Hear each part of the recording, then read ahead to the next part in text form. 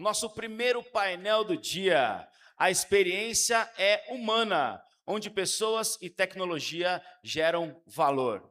Quero convidar ao palco os palestrantes. Ana Paula Kageyama, Senior Director, Head Global da PayPal. Por favor, venha para cá, Ana Paula. Uma salva de palmas. Bem-vinda.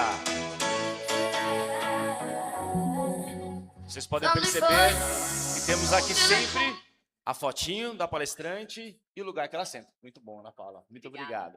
E vamos deixar sempre a cadeira mais escura para o nosso mediador ou mediadora. Tá bom, pessoal? Convido também a Patrícia Maeda, presidente da Divisão de Negócios B2C, Grupo Fleury.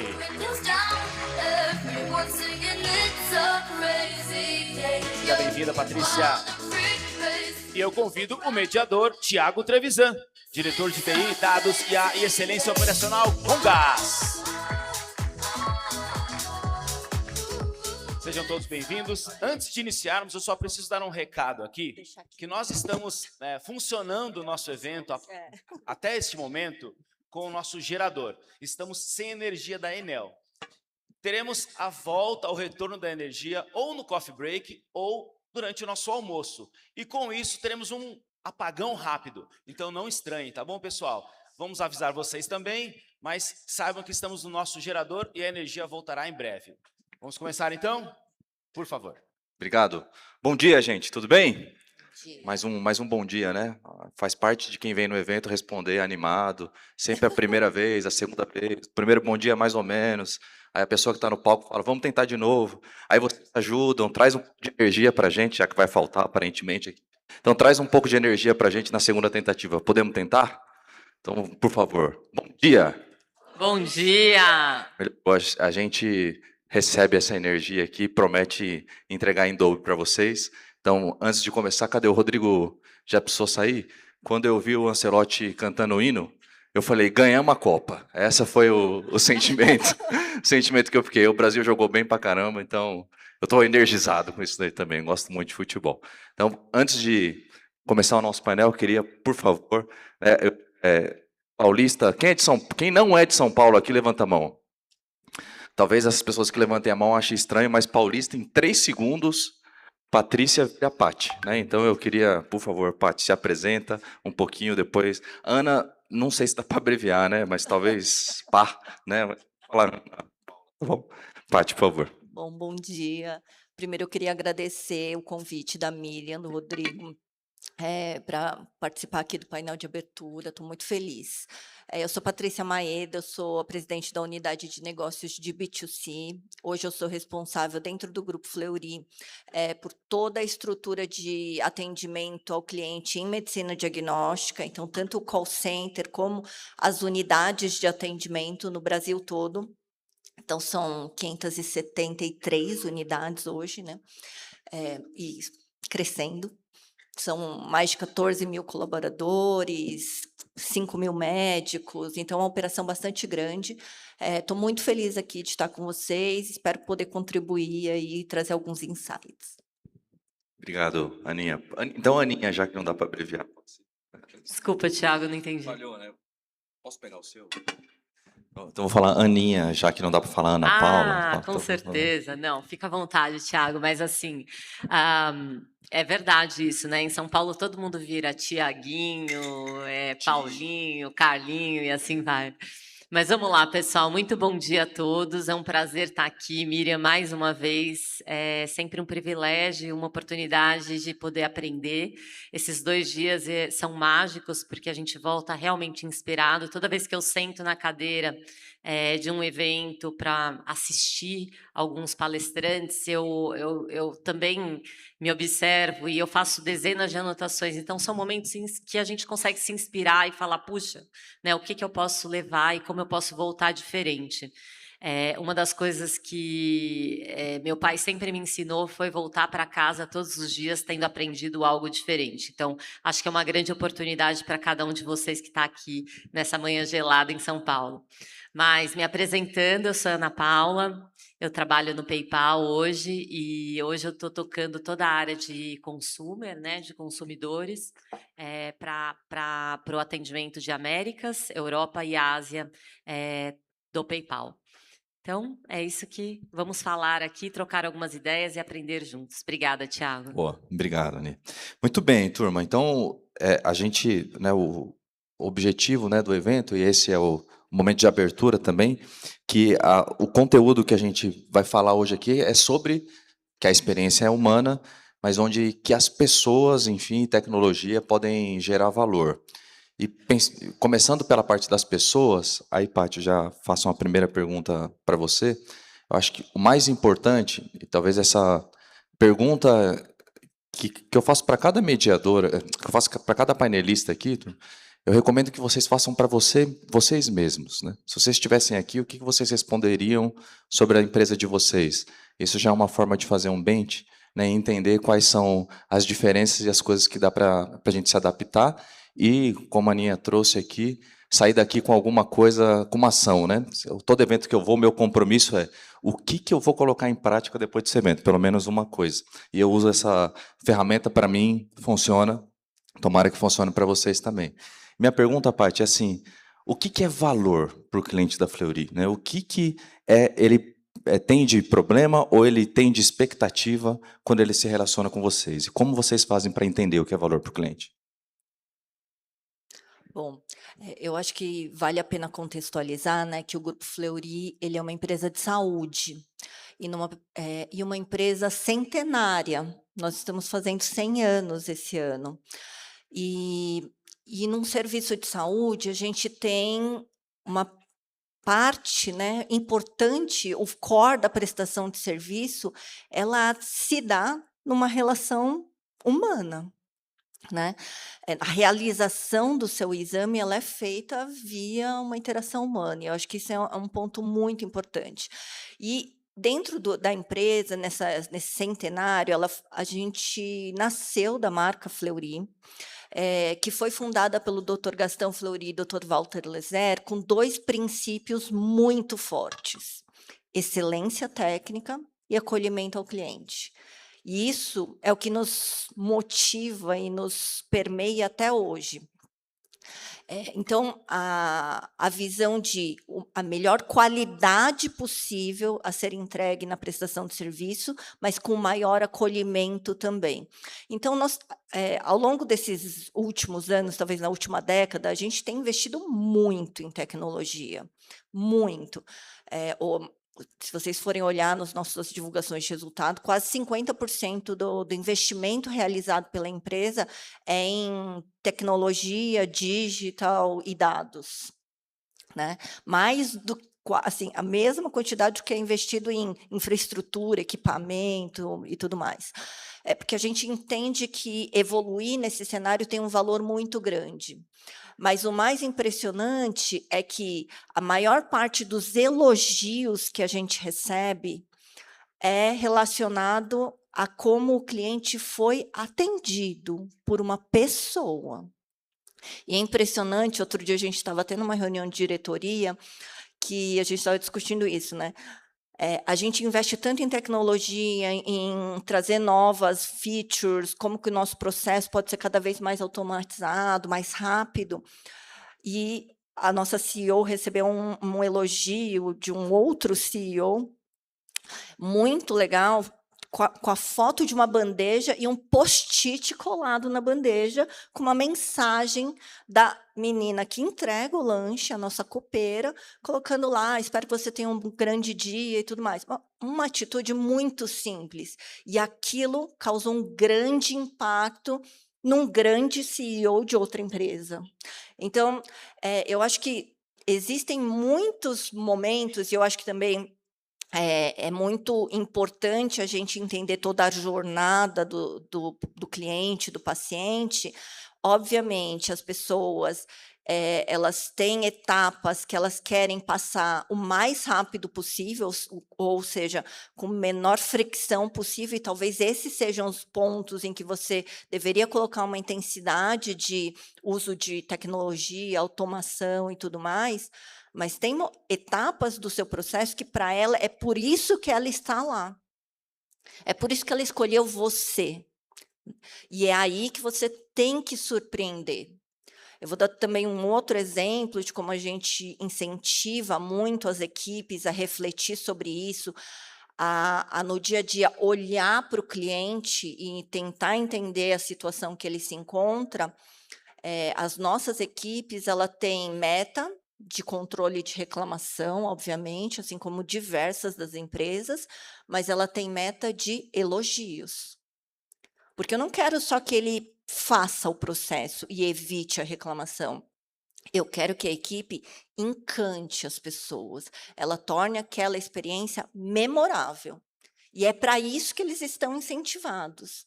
Então, é todo um processo, uma cultura, porque você, dentro do escritório, um alto executivo, não sou eu que crio essa experiência.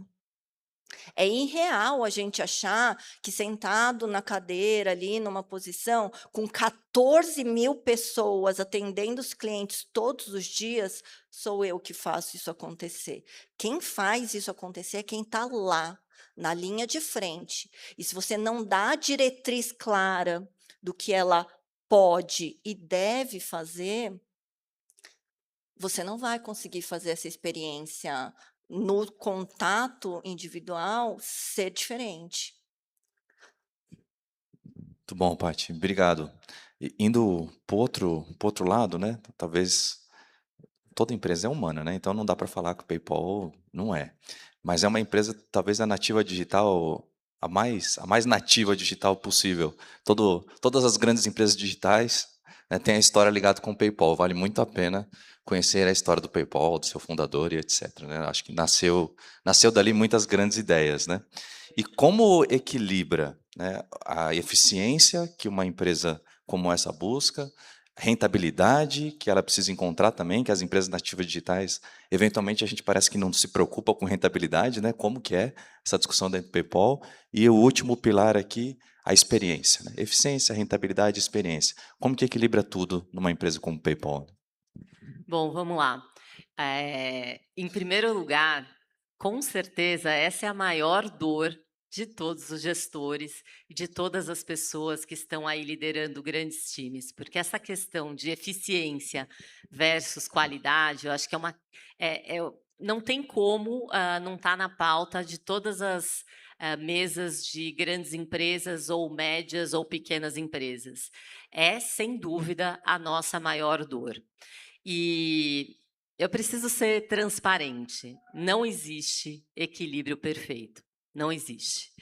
Eu poderia dizer que, em alguns momentos, em toda a minha trajetória, quando você foca muito em eficiência, você vai perder em qualidade. Quando você foca muito em qualidade, você vai gastar mais tempo e vai custar mais caro. Então, não tem segredo, né? Eu acho que essa conta, ela é muito clara. Agora, colocar o cliente no centro é uma estratégia, é uma decisão de design que a sua empresa, ou seja ela de qualquer porte, ela tem que fazer essa escolha. E em muitos momentos, e a gente vê com a alta competitividade do mercado, em qualquer local que você esteja, a questão de custo, ela é uma grande dor, né? Então, eu acho que esse caminho, Tiago, né, onde a gente tem que ponderar todas essas frentes, rentabilidade, quanto a empresa está de fato ganhando, o custo da operação. Quando a gente fala de atendimento ao cliente, a grande mudança e a grande visão que a gente tem que ter de quem está ali na linha de frente falando com o cliente é transformar todos aqueles contatos em estratégias de relacionamento e de, obviamente, fazer um maior, né, fazer com que aquele cliente, em tudo que a Patrícia falou aí de relacionamento, construir essa fidelidade, esse engajamento, para que no final do dia ele de fato escolha o Fleury. Eu sou uma cliente do Fleury há mais de 20 anos e muitas vezes, quando eu tenho a oportunidade de fazer os exames no hospital, eu opto por ir para o Fleury, porque eu tenho a minha história lá, eu tenho acho que tem uma relação muito grande, não só de amor à marca, de amor aos profissionais, de história de vida, assim como todos os meus dados histórico, né, médico está lá. Então isso faz com que a gente realmente se torne cada vez mais engajado. Mas respondendo a sua pergunta, Tiago, não tem equilíbrio perfeito, existem momentos de cada empresa, vai ter momento que o foco na eficiência realmente vai ser maior por uma questão de sobrevivência. Mas o cliente no centro tem que ser sempre uma estratégia importante e tem que ser colocado em pauta, porque é ela que mantém os seus clientes, né, engajados com a sua marca, com a sua empresa e que dão sustentabilidade à companhia. Então, essa é a Boa. minha contribuição para esse tema. Obrigado, Aninha. Acho que você tocou um ponto aqui, Paty, né, sobre 50% do investimento do Fleury é em tecnologia, né? Eu fiquei com inveja, eu não sei quem é da área de tecnologia aqui, foi um pouquinho do lugar, mas eu quero sair da inveja e quero aprender com vocês para entender como que eu consigo convencer o meu board lá a investir esse tanto também. E aonde vocês estão percebendo, né, que esses investimentos em inteligência artificial, principalmente, né, eles estão gerando mais valor, né, e aonde, de fato, é indispensável também ter a presença do humano, ainda que combinada com inteligência artificial. Acho que é importante a gente trazer também que a gente vem usando inteligência artificial há bastante tempo, né. Eu acho que hoje o que muda muito nesse cenário é a inteligência artificial generativa, né, e a possibilidade do uso de agentes e tudo. Mas, o Fleury ele tem o processamento de exames de análises clínicas, né, o que você tira o exame de sangue, por exemplo, a gente leva para uma área técnica, faz todo o processamento nos equipamentos fornecidos aí por grandes empresas, mas o laudo ele não é liberado imediatamente. A gente, há 40 anos, a gente tem uma camada de inteligência artificial que analisa, esses dados baseado em histórico e seu individual e populacional brasileiro, né, e não, do exterior, para identificar se aquele seu exame realmente faz sentido o resultado ou não. E se não fizer sentido, o exame não é liberado na hora, ele passa pela avaliação de um humano, um técnico de laboratório ou um médico, para entender o que está acontecendo naquele momento. E isso é o que trouxe o reconhecimento de excelência da empresa até hoje.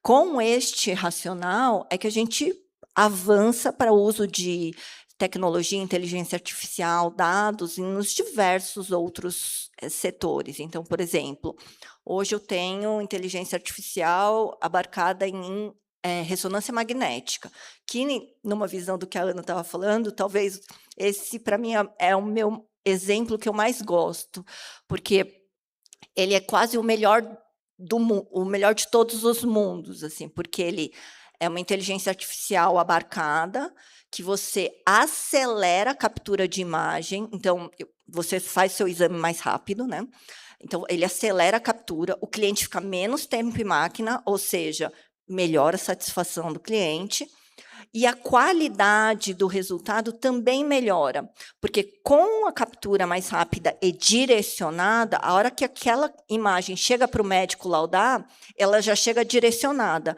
A inteligência artificial identificou alguma anomalia nesta região, e ela já traz hipóteses diagnósticas.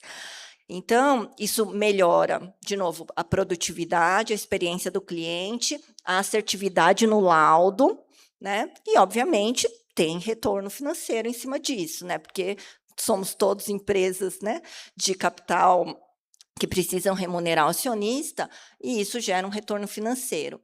A gente tem investido muito, nesse tipo de, tecnologia, em que a gente consegue ter essa comprovação financeira, né, que eu acho que o Rodrigo ou a Miriam comentaram bem na abertura. A gente tem que olhar para oportunidades que a gente consegue enxergar valor de fato. E o valor, a gente está dentro de nós trabalhamos em empresas que precisam gerar lucro. O valor disso tem que ser financeiro. Se ele não se ele é um valor financeiro gerado por retenção de cliente, por escolha de outros clientes que vão usar a sua marca ou redução de custo, este benefício ele precisa estar claro. A hora que a gente começa a demonstrar que os investimentos em soluções, tecnologia e IA, elas têm retorno, é aí que a gente vai direcionando. Todo projeto de tecnologia dentro do Fleury, ele precisa de um estudo de viabilidade. Nada é feito se o gestor que está se comprometendo, pedindo aquele dinheiro, não se comprometer com retorno. E um ponto importante, os projetos, quem vai lá pedir o dinheiro não é o gestor de TI que vai conduzir a implantação, é o gestor da área beneficiada. Você quer o uso de inteligência artificial na sua estrutura, porque você acha que vai ter ganho de produtividade? Você vai apresentar o estudo de viabilidade na diretoria e se comprometer com a entrega. Que legal. Que legal. Eu acho que é um jeito de fechar o sistema, né? E eventualmente até tirar o orçamento dele do benefício que ele se comprometeu, né? Exatamente. Essa é a minha luta. Tá bom, vou investir 1 milhão. Você vai ter 2 de retorno, então já tirei do seu orçamento 2. Você ganhou 1 Sim, milhão para fazer. é É um jeito exatamente isso. de bloquear. O que acontece, a contraparte, é que as pessoas param de pedir o dinheiro também, a gente bloqueia a Também. inovação. Tudo não terás, né? A gente tem que escolher qual é a briga que a gente quer comprar. Aninha, pensando de novo, né, na história da PayPal, aqui eu imagino que vocês também devem estar atravessando essa jornada de inteligência artificial. E a minha pergunta é assim: o que de verdade acontece numa empresa como a PayPal para implantar coisas como inteligência artificial? Como são esses debates, né? Esses debates? Tem essa preocupação com o retorno? É um pensamento um pouco diferente? E já emendar que tipo de competência hoje estão sendo exigidas dos profissionais que precisam atravessar essa jornada? Legal. Bom, vamos lá. Acho que o primeiro ponto de tudo isso que também a Patrícia comentou, a minha contribuição é que o que eu aprendi ao longo dos últimos anos é que não podemos, em hipótese alguma, colocar a responsabilidade de custos, né, nas costas ou dos nossos clientes ou dos nossos funcionários. Então, a gente precisa usar da nossa inteligência e de todo o conhecimento do time como um todo para criar processos e implantar tecnologias que, de fato, ajudem para que a gente atinja o objetivo final. Em primeiro lugar, a satisfação do cliente. Em segundo lugar, obviamente, a eficiência. E aí, falando um pouco, né, qual que é a estratégia que a gente está usando para o que a gente coloca inteligência artificial, o que a gente não coloca, a gente parte do seguinte princípio: o que é transacional, a gente pode tranquilamente passar para a inteligência artificial. O que é relacional, a gente mantém no humano. E aí, partindo desse princípio, a gente começa a fazer as nossas escolhas. Como a Patrícia falou, quando você vai para um exame, e aí quando a gente fala tanto de saúde ou de dinheiro, é extremamente sensível. Por isso é que, e muitas vezes, o dinheiro ele está chegando para resolver uma questão de saúde. Então, por isso também é que a gente está aqui falando de temas muito semelhantes, né? E aí, voltando na questão, como são feitas as escolhas? Partindo desse princípio relacional e transacional. Dentro desse contexto, então, a gente tem muitas frentes, e falando um pouquinho do tático, onde a gente está usando muito. É óbvio que muitos de vocês, e hoje as pequenas empresas já conseguem implantar, até bot no WhatsApp. O perigo disso, é muito importante ter isso, porque você consegue, obviamente, tirar um volume gigante de transações do seu dia a dia, que custa caro. Porém, os riscos qual é a qualidade que esses bots estão entregando. E aí, como que você agrega as pessoas para que elas possam, de fato, criticar aquilo que os bots estão fazendo? A gente montou um time na Índia que hoje controla aí em torno de, a gente poderia dizer aí de 5% do que os bots respondem, que a gente chama de supervisores de bots. Então, a gente coloca o humano para supervisionar o bot, porque no início percebemos que a gente estava tendo uma satisfação do cliente muito abaixo do que a gente esperava nas respostas automáticas. Então, hoje, os supervisores de bots fazem essa análise e já imediatamente acionam os times de engenharia e produção para corrigir os principais desvios. Então, essa é uma estratégia que a gente usou. E entre outras, muitas, que eu acho que vale a pena falar, a empresa mudou a cultura dos funcionários, colocando... quando a gente começou começou essa trajetória, a gente deu acesso para todos os funcionários ao Claude, ao Perplexity e ao ChatGPT. Isso mudou a cultura dos funcionários usando a tecnologia de AI e trazendo para o dia a dia deles essas ferramentas integradas a um Looker, a um Pai, a todas aquelas ferramentas de dados, facilitou a vida do supervisor no momento que ele tinha que ir para um one-on-one ou para uma sessão de feedback com um funcionário, já preparado, sabendo os pontos. Em 1 minuto ele rodava o relatório no Claude e dizia para o supervisor o que ele precisaria fazer. Então, entre outros investimentos, como toda a gestão de filas de atendimento, porque quando a gente fala de uma operação global, a gente tem 20 filas nos Estados Unidos, 20 filas diferentes em UK, mais 20 na Alemanha. Então, a gente tinha uma série de pessoas lá, o pessoal do Workforce Management, gerenciando tudo isso. Como que eu otimizo esse trabalho? Como eu coloco a inteligência artificial conectada e dizendo exatamente o que cada supervisor precisa fazer? Tira uma pessoa, coloca outro grupo, coloca mais pessoas para atender uma fila específica. Então, em muitos locais, em muitas estruturas dentro da organização, a gente foi entendendo o que a gente poderia fazer, mas partindo de um princípio que era: não penalize o seu cliente, não penalize o seu funcionário. Partindo desse princípio, tudo vale, desde que, obviamente, esteja dentro das regras, compliance e assim vai. Mas eu acho que essa foi o principal conceito que a gente acabou usando. E falando um pouco, né, do que você questionou, Tiago, do perfil das pessoas, né, como é que a gente caminha avançando, acho que vale dizer que a tecnologia foi muito rápida e a gente não conseguiu se preparar a tempo, como humano. Acho que é muito claro isso para todo mundo. Isso é extremamente natural, por isso que a empresa usou essa estratégia de dar a ferramenta para as pessoas usarem, tanto em pesquisas pessoais como pesquisas profissionais. Isso ajudou muito a acelerar a cultura de digitalização dentro da organização. A gente sempre fala que tem uma frase que diz: 9 mulheres não conseguem fazer um filho em 1 mês. Você precisa de 9 meses e uma única mulher. Então, a gente precisa de um tempo para digerir tudo isso que vem vindo de tecnologia. Então, eu acho que dentro daquilo que a gente mais espera hoje, são duas grandes características. A capacidade analítica, porque você pode ter a melhor ferramenta, se você não tiver capacidade de criticar os dados, você não vai conseguir tirar o melhor daquela ferramenta. E o segundo é a inteligência, com certeza, emocional para lidar com todas essas mudanças. Então, acho que essas duas juntas são, na minha opinião particular, os pontos mais importantes que a gente busca nos profissionais atualmente. Muito legal, obrigado, Aninha. Quem já criou um agente aqui, gente? Levanta a mão aí, por favor. Deixa eu ver. Boa, talvez 10% da sala aqui. Talvez essa pergunta num evento como esse há 40 anos atrás, né, era quem já usou o Excel. E aí depois passou um tempo, quem já usou um microcomputador. E foi passando um tempo, quem tem um smartphone. Depois, talvez antes ainda, quem acessa a internet, quem tem um smartphone, quem tem rede social.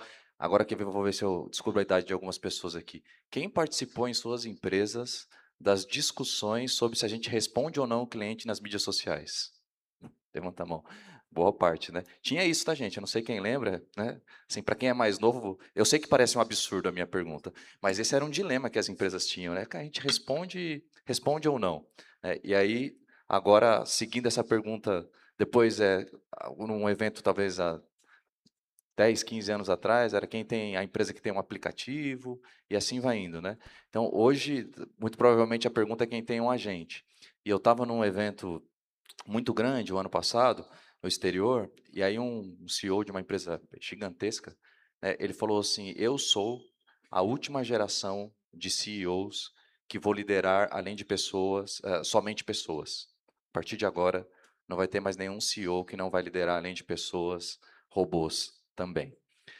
Indo com esse contexto, como que vocês fazem, né, para fazer a liderança das pessoas que agora precisam também liderar robôs, né? Como que vocês estão vendo isso, né? Fazendo carona até na pergunta que a Aninha fez, quais são as características que vocês estão desenvolvendo na turma para isso? Bom, se alguém tiver a resposta perfeita e certa, eu também quero aprender.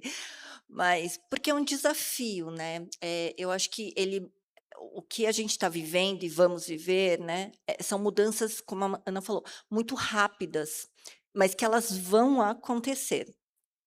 E o ser humano, por natureza, ele não gosta de mudanças, né? Assim, se a gente está dirigindo, está acostumado a pegar um caminho, se aquele caminho muda, a gente se perde, né? A gente não sabe nem mais onde está.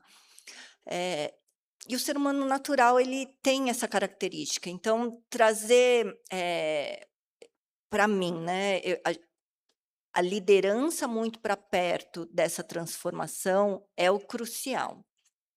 Ainda que essa liderança tenha uma certa resistência, porque vai ter, né. Ainda mais, e aí eu tenho até pessoas da minha equipe aqui, mas assim, ainda mais gestores que estão acostumados a lidar com gestão de equipes de 300 pessoas, de 400 pessoas. Agora trazer para ele que além daquelas 400 pessoas, ele tem que gerir uma série de fichas, atendimentos que vêm por um outro canal, que não estão passando ali pelo fluxo tradicional, né, é desafiador. Existe uma resistência, existe reclamação, existe discussões de isso não funciona, não adianta e tudo mais. Ao mesmo tempo, o ser humano, ele também erra. A gente não pode, né, deixar de lembrar disso. Agora, eu brinco que a gente está num momento que talvez, como gestores de atendimento e atendimento ao cliente, que gestores do passado não tinham, né? Se a gente pensar, mesmo no setor de saúde, há 10, 15 anos atrás, 95% do agendamento que a gente tinha é via telefone. Hoje eu faço agendamento via telefone, via WhatsApp, via chat, via app, via site e N outros canais. Por quê? Porque cada cliente quer um canal diferente. E se o cliente quer isso, imagina como nós, gestores de atendimento, a gente não tem que se adaptar rapidamente para conseguir gerir multicanais, porque aí o cliente agora, ele começa no WhatsApp, quer ir para o site, quer ir para o telefone e continuar da onde ele parou. Isso não existia. No passado, esse problema, ele não existia. Então, já tem uma necessidade de adaptação muito grande dentro desse processo. Os nossos gestores têm que ser multicanais e multitask, né? A Ana estava comentando sobre os supervisores de bot, né, e me veio um exemplo na cabeça de também que a gente erra, né, e a gente erra querendo acertar. Então, para vocês terem uma ideia, a gente colocou uma inteligência artificial generativa no nosso chat para tirar dúvidas, né. Assim, aquelas, perguntas assim: "Ah, que horário é o horário de abertura da unidade", ou "Para fazer tal exame eu preciso fazer jejum", então, e a gente recebia e recebe ainda centenas, se não milhares de ligações só para tirar esse tipo de dúvida. Ligação é cara, né, uma interação humana, a gente colocou tudo isso uma inteligência artificial no chat e falou: "Vamos, fecha essa porta, joga todo mundo para lá". Maravilha, né, perfeito, certo? Testamos, falamos maravilhoso. Indicadores de uso? Ótimos, perfeitos, quando eu olho aquela muito bom, satisfação do cliente, tudo mais. Mas o que eu percebi também? Caiu o volume de agendamento. E eles falam: "Como assim?", né. Eu não joguei a ligação de agendamento, eu joguei a dúvida. Mas como a gente também treina a equipe, uma meta importante da equipe é a conversão de ligação em agendamento, a equipe que atendia, né, dúvida, ela se esforça para converter. Então, aquele cliente que ligava, eu quero saber se eu preciso de jejum para fazer o hemograma. Ela já pegava aquele cliente e falava, olha, eu posso te oferecer um atendimento domiciliar, eu posso, se você quiser fazer, vamos agendar agora e tudo mais. Isso não estava mais acontecendo. E a gente só percebeu isso com uma pessoa gerenciando esse processo como um todo. E estamos agora neste desafio de como equilibra, como que volta um pedaço, como que a gente consegue garantir a conversão dos clientes, mas também uma automação das dúvidas. Então, é um desafio constante, né? Tanto para a alta liderança quanto para quem está no dia a dia. A gente tem que estar muito aberto a aprender, a olhar, a saber que errou e que talvez a gente tenha que voltar para trás em alguns pontos. Então, é um processo dolorido, mas muito gratificante também, né? Verdade. Eu estava falando com o meu time, nem sei se chegou alguém aqui ainda. Esses dias, uma coisa que você trouxe, Paty, foi uma discussão enorme nossa sobre como que a gente monitora, né, aquelas coisas que os robôs estão falando, e também como que a gente captura o benefício daquilo que os robôs estão falando. Depois de um debate bastante extenso, né, e eu não sei quem aqui vai estar comigo nessa conclusão, a pergunta que ficou na sala foi: quem aqui, daqui a poucos meses, vai topar falar com algum robô de alguma empresa e não ter uma experiência parecida com a que tem no ChatGPT? Aí eu falei, caramba, essa é uma boa pergunta. Porque, eventualmente, eu não sei como que a gente vai aumentar a nossa conversão, né, para que gere uma eficiência substancialmente significativa que justifique o investimento de a gente sair de alguma coisa parecida com um chatbot e ir para alguma coisa com inteligência artificial generativa. Só que também o nosso cliente não vai topar, né? Aperta 1, né, ele está falando com o WhatsApp lá, aperta 1 se você quiser fazer um agendamento, aperta 2 se você quiser contestar uma compra, e assim por diante, né? Então, também existe um limite dessa discussão, né, aonde a experiência, eventualmente, ela vai superar, né, aquilo que a gente é capaz de capturar de eficiência, e a gente vai ter que ser competentemente suficiente para entender como isso gera mais fidelidade, gera mais, enfim, um relacionamento de mais longo prazo. E uma das coisas que podem destruir o relacionamento de longo prazo é a confiança que o nosso cliente tem com a gente. Como que hoje os algoritmos que estão tomando decisões, e aí a pergunta serve para as duas aqui, tá? PayPal talvez passe por uma parte que você já falou, não sei se tem mais alguma coisa, Aninha. Como que eles são monitorados? Só trazer um último contexto aqui. Eu vi recentemente uma empresa enorme de ferramenta de recrutamento e seleção, ao qual sofreu sanções por um eventual score de candidatos, né, que poderia ter algum tipo de preconceito. A justificativa fala, tem um algoritmo que toma decisão baseado em algumas informações. Tá? Só que esse algoritmo, eventualmente, poderia considerar a etnia, a distância do trabalho, tal, e etc., e esse score representar algum tipo de preconceito. Essa era a tese. Lógico que isso está sendo debatido, ninguém muito bem sabe como que isso aqui vai parar, né?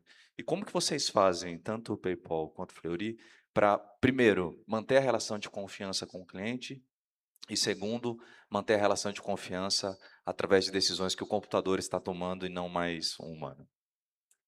Eu acho que, bom, em primeiro lugar, a relação de confiança, ela é construída nos detalhes, né? Ela não é em uma estratégia única ou um projeto único, ela vem, é uma história que você constrói. Quando você imagina, eu e a Patrícia, se a gente for construir uma relação de confiança ao longo do tempo, isso vai ser feito, não é uma coisa de hoje ou de uma semana, a gente vai trabalhar esse aspecto, né? Agora, quando a gente tem um conceito que a gente usa dentro da organização, e aí aplica-se a cada um de vocês dentro da sua companhia, com os números e com os dados específicos para cada negócio, porque eles mudam, a gente olha para o cliente e quando a gente olha aquela fatia de clientes que são os que usam muito o PayPal, que a gente chama de Power Users, eles usam o PayPal mais de 100 vezes ao longo do ano. Esse cliente, ele de fato, e todas as vezes que eu falo com o cliente, porque eu procuro entender, principalmente quando fala assim, eu sou cliente PayPal, tal, E muita gente usa PayPal sem saber, porque a gente tem muitos, a gente processa muito pagamento sem que o cliente perceba, porque quem está processando por trás é o Braintree, que é um gateway de pagamento nosso, em grandes aí players aqui no Brasil, eles usam Braintree e vocês nem percebem que é a gente que está processando. Mas voltando ao tema,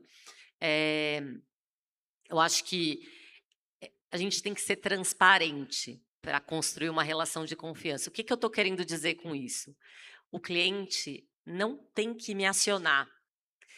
E aí, a gente sempre partiu do princípio que a gente precisaria cada vez mais reduzir, de fato, o número de contatos, não só por uma questão de custo, é porque você está olhando a causa raiz dos problemas que fazem com que o seu cliente entre em contato com você.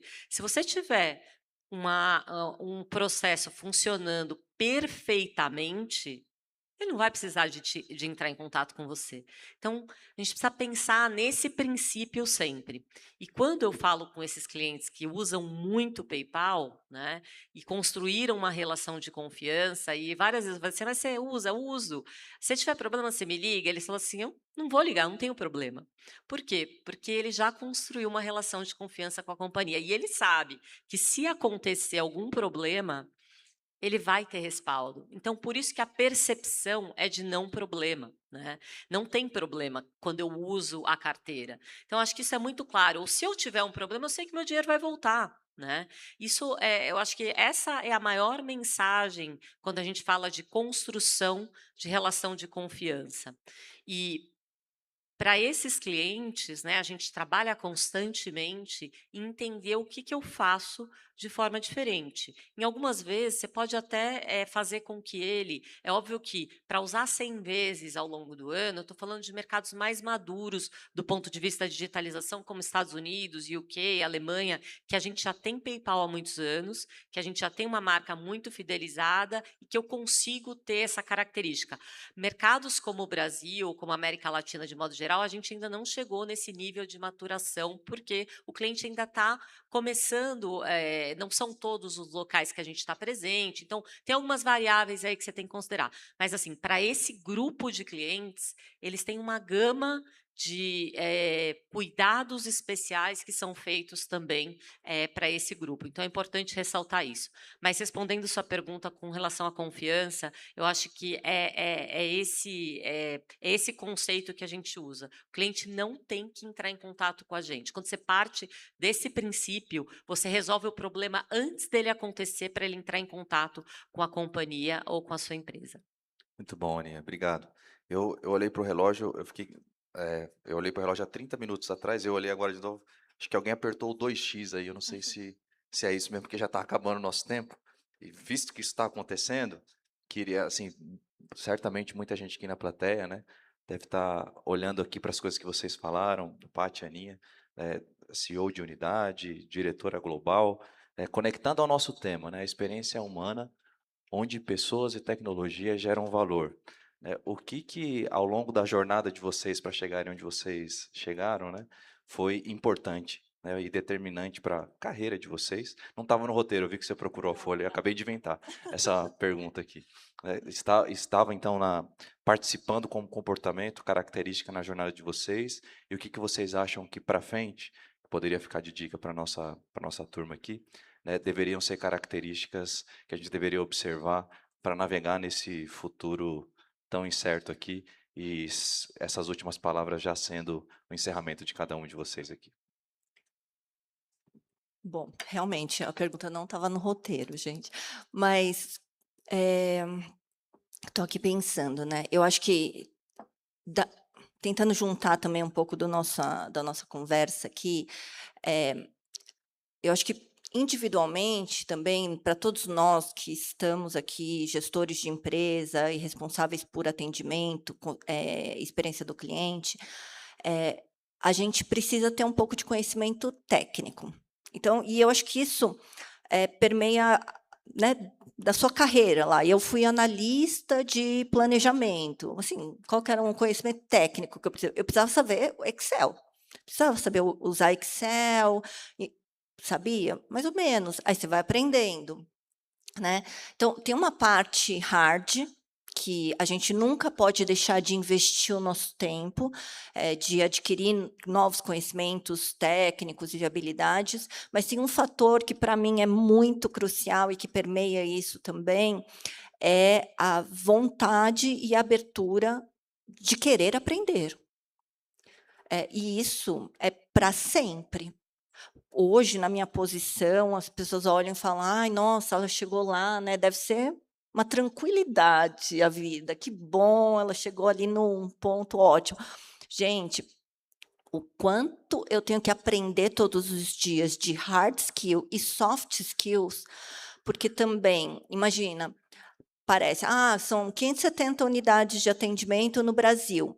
Não é igual, você gerir uma operação em São Paulo e uma operação no Pará. Não é igual. As pessoas são diferentes, as culturas são diferentes, e você tem que estar aberto a enxergar as diferenças, e o que você precisa aprender, o que você precisa se adaptar para ter sucesso naquele ambiente. Então eu acho que eu daria essa dica, deixaria isso, assim, é o quanto que a gente está aberto a se desafiar, a ser humilde, saber que a gente não sabe, a gente vai ter que aprender, a gente tem que investir nosso tempo e dedicação, em seja nessas novas tendências de tecnologia, visões de regionalização, costumes. Imagino que numa empresa multinacional deve ser mais desafiador ainda, né, porque a gente não está nem falando de uma cultura brasileira, estamos falando de diferentes culturas nacionais. Responde a pergunta da Paty aí. Eu acho que o medo é o que mais segura a gente, mas quando você consegue vencer, tudo fica muito mais bacana. Eu já tive muitos medos na minha carreira e, obviamente, na vida pessoal, mas, assim, a coragem é o que te leva para frente. E quando a gente começou toda essa onda de usar essas ferramentas, né, o seu time ele só vai começar a utilizar se você, de fato, mostrar como você está usando essas ferramentas. Hoje, quase todos os dias de manhã, eu entro no Claude e falo: "Claude, qual e-mail eu não respondi? Qual mensagem está pendente? Que ação que eu tenho que fazer hoje que eu não posso esquecer? É aniversário de alguém do meu time que eu preciso parabenizar. Eu não posso esquecer desses detalhes". Então, ele me ajuda todos os dias pela manhã, em segundos, né. Então, quando você começa a fazer isso, seu time começa a observar: "Pô, a Ana está usando também, por que que eu não estou usando?". Acho que é esse tipo de liderança com exemplo que a gente precisa trazer para o dia a dia. E cobrar que as pessoas usem. Se a ferramenta está lá, como que você não vai usar? E se você não tem a ferramenta, usa a gratuita, não tem problema algum, você vai ter praticamente os mesmos benefícios. Na hora que você pegar o gosto e você ver que você está poupando muitas horas do seu dia, que você está economizando o seu tempo para que você possa usar com outras questões que vão te agregar ainda mais valor, você começa a falar: "Puxa, vale a pena pagar R$ 100 por mês, R$ 50, seja o que for, para que eu possa entrar e mergulhar nessa onda também que é muito importante". Então, acho que é muito por aí essa questão do medo. E eu queria dizer uma coisa, que eu acho que uma grande referência e o que eu penso em todos os momentos. Cuidem das pessoas. Ela sempre será a melhor tecnologia que você tem dentro da sua organização. Nada vai ser mais importante que isso. Então, eu acho que essa é o grande aprendizado que eu tive aí nos últimos anos, trabalhando fortemente com esses temas. Muito bom, Paty, Aninha, obrigado. Só ia fazer um último comentário, né? Esses dias uma pessoa do meu time veio mostrar uma apresentação ali para mim, e aí a gente tinha bastante intimidade, liberdade, né? Então me permitiu até falar desta forma que eu vou trazer para vocês aqui. Falei: "Você passou esse negócio aí que você está me mostrando na inteligência artificial antes de falar comigo?" Aqui, aí a pessoa olhou para minha cara e eu falei: "Ó, se a gente voltar 20 anos atrás, lembra?" Putz, agora também vou só fazer piada com metade da plateia, né? Mas no Word tinha um clipezinho, alguém lembra daquele clipezinho, não? Sim. Do Word?